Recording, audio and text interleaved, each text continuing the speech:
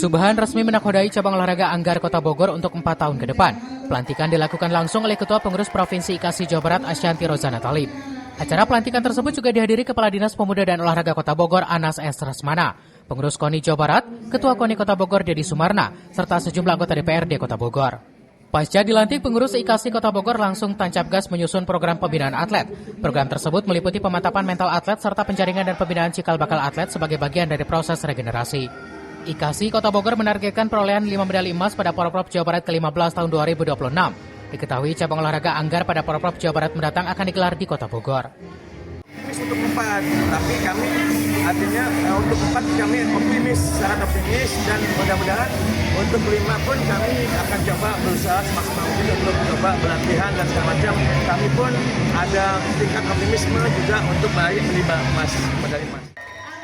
Dari Kota Bogor, Cevi Suryadi melapor.